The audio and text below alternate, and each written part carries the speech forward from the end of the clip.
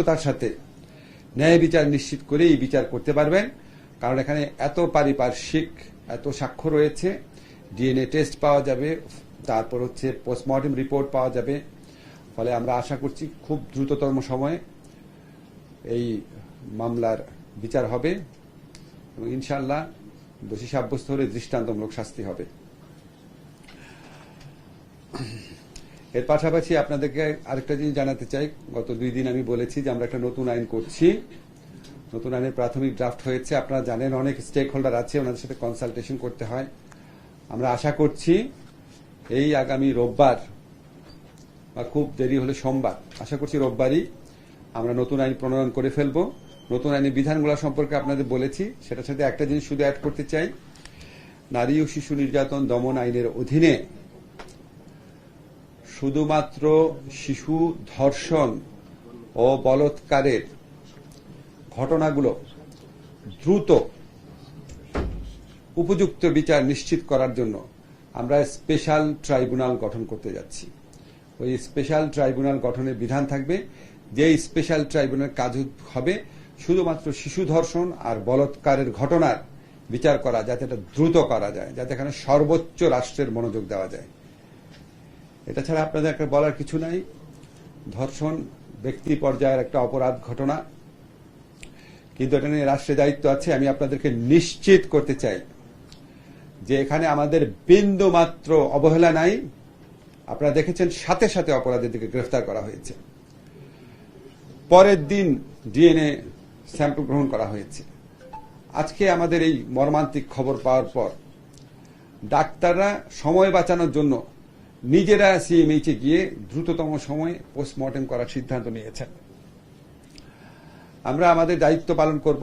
এই ধরনের জঘন্য ঘটনা ঘটে গেলে মানুষের মন দুঃখ বেদনায় ভরে উঠে। আমরাও মানুষ, আমাদের মন দুঃখ বেদনায় ভরে আছে। আমাদের কর্তব্য কর্মে কোনো রকম অবহেলা হবে না। কিন্তু আপনাদের কাছে অনুরোধ, এই ইস্যুকে কেন্দ্র করে যারা দেশে নৈরাজ্য সৃষ্টি করতে চায়, আপনারা তাদের দিকে লক্ষ্য রাখবেন।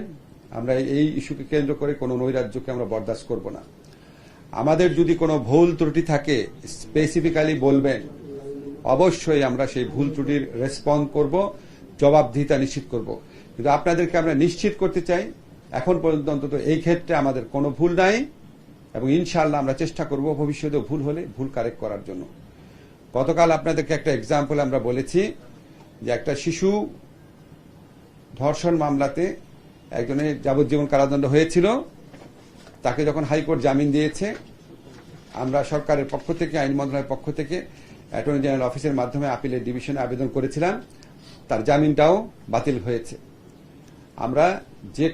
আমরা এই ক্ষেত্রে জিরো টলারেন্স তো পুরনো কথা। আপনাদের শুধু একটা জিনিস জানিয়ে রাখি যে আমাদের এই উপদেষ্টা মণ্ডলীতে এমন মানুষ আছেন যারা দীর্ঘদিন নারী এবং শিশুদের অধিকার রক্ষার জন্য আন্দোলন করেছেন অথবা মানব অধিকারের জন্য আন্দোলন করেছেন। আপনারা যতটা বেদনার্ত হন, আমরা যদি উপদেষ্টা পরিষদে আমাদের যে আলোচনা হয়, তখন যদি আপনারা আমাদের বেদনা, কষ্ট, আমাদের ধর্ষকের প্রতি, ধর্ষণ কাজের প্রতি আমাদের তীব্র ঘৃণা ও রাগ, সেটা যদি আমি আপনাদের দেখাতে পারতাম, বুঝতে পারতেন যে আপনাদের সবার মতো আমরাও একইভাবে সংক্ষুব্ধ, একইভাবে মর্মাহত। এবং পার্থক্য হচ্ছে আমাদের যেহেতু ব্যবস্থা নেওয়ার স্কোপ রয়েছে, আমরা অবশ্যই সকল রকম ব্যবস্থা নিচ্ছি। এর বাইরেও যদি আপনাদের সাজেশন থাকে, যে কোনো সময় আমাদের সাথে, কালকে আমাদের মেয়েদের একটা দল এসে আলোচনা করেছে, এর বাইরেও যদি আপনাদের মনে হয় যে আরো কোনো প্রস্তাব আছে, আপনারা আমাদেরকে জানাবেন, সুনির্দিষ্ট প্রস্তাব জানাবেন। কিন্তু এই ব্যাপারকে কেন্দ্র করে দেশে যারা অন্য নাগরিকদের জন্য ভোগান্তি সৃষ্টি করছে, যারা অস্থিতিশীল পরিবেশ তৈরি করতে চায়, তাদের দিকেও আপনারা নজর রাখবেন। আমরা সবাই আসিয়ার জন্য দোয়া করব, আমরা সবাই এই বিচারের জন্য অপেক্ষা করব। ধন্যবাদ।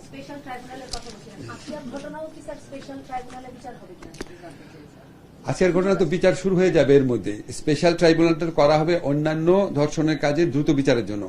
স্পেশাল ট্রাইব্যুনাল গঠিত হতে হতে আসিয়ার বিচার শুরু হয়ে যাবে এবং আসিয়ার বিচার আমরা আশা করছি নিরবচ্ছিন্ন শুনানির মাধ্যমে হবে দেখে। এখানে আর স্পেশাল ট্রাইব্যুনাল দরকার হবে না। এর আগে যেসব ধর্ষণের ঘটনা আছে, অভিযুক্ত যারা আছে, তাদেরকে কি আপনারা এই ট্রাইব্যুনালের মাধ্যমে করবেন নাকি? আমি আপনাদেরকে শুধু এইটুকু বলতে চাচ্ছি, শিশুদের ধর্ষণ এবং বলাৎকারের মামলা, সেখানে কোন মামলাগুলো এখানে ট্রান্সফার করা যায়, কারণ আমি কোর্ট গঠন করলাম একটা, আবার সব মামলা এখানে দিয়ে দিলাম, তখন তো দেরি হবে, বুঝছেন না? এগুলি আমাকে একটু ভাই পরীক্ষা নিরীক্ষা করে দেখতে হবে। আমাদের এই যে আইনটা যে আপনাদেরকে এর আগে ডেকে নিয়ে বলেছিলাম যে বিচার কার্য হবে, বিচার কার্যের সময় 50% কমিয়ে দিলাম, তদন্তের সময় 50% কমিয়ে দিলাম, ডিএনএ রিপোর্ট যদি পাওয়া না যায়, বিচারক যদি মনে করেন যে পারিপার্শ্বিক সাক্ষ্য আর ডাক্তারি রিপোর্টের ভিত্তিতে সম্ভব, আর জামিনের আইনটা যে একটু কঠিন করে দিলাম ওইটা, এবং একই সাথে সাথে যে শিশু ধর্ষণের জন্য যে ডেডিকেটেড ট্রাইব্যুনাল, ওইটাও একই আইনে, নারী শিশু নির্যাতন দমন আইনের সংশোধনীর মাধ্যমে সবকিছু মিলে একসাথে ইনশাল্লাহ রোববার টার্গেট করেছি, দেরি হলে হয়তো সোমবার হবে। জি জি, অধ্যাদেশ জারি হওয়ার পর এটা প্রক্রিয়াগত যতদিন লাগে, এটা তো আপনার খুব অল্প সময়, আবার একটা গেজেট নোটিফিকেশন করে করতে হবে।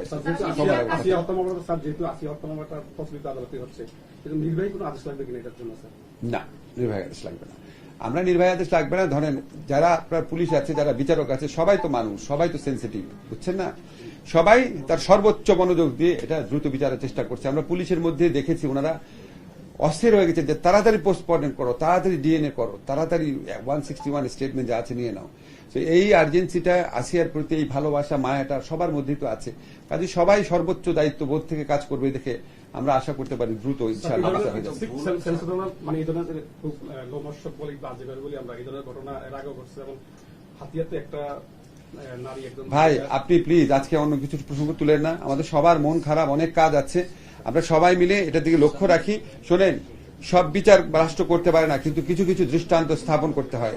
এখানে যে বর্বরতা, যে নির্মমতা, যে পাশবিকতা হয়েছে, এটা শুধু আসিয়ার বিচার না, এটা হচ্ছে আসিয়ার মতো পোটেনশিয়াল যারা ভিকটিম হবে, যারা অতীতে ভিকটিম হয়েছে, তাদের সবার জন্য এটা একটা রক্ষা কবচ হিসেবে কাজ করে। একটা সমাজে একটা মেসেজ দিতে হয় মাঝে মাঝে যে রাষ্ট্র এগুলি জিনিস কোনোভাবেই ক্ষমা করবে না। এটা এগুলি শুধু আসিয়ার বিরুদ্ধে অপরাধ না, এটা হচ্ছে আমাদের সমস্ত কালেকটিভ যে মনোজগৎ আছে, আমাদের যে কালেকটিভ মানে কালচার আছে, আমাদের যে একটা আত্মমর্যাদা বোধ আছে, এটার প্রতি অপরাধ, এবং এটার দৃষ্টান্তমূলক শাস্তি হবে ইনশাআল্লাহ। বিচার শুরুর আশা করছেন এবং পরবর্তী 7 দিনের মধ্যে বিচার শুরুর আশা করছি, এবং আপনাকে বলেছি বিচার কাজ কতদিন সেসব একটা বলতে পারি না, তখন তো আপনারা বলবেন আমি বিচারের স্বাধীনতা হস্তক্ষেপ করছি।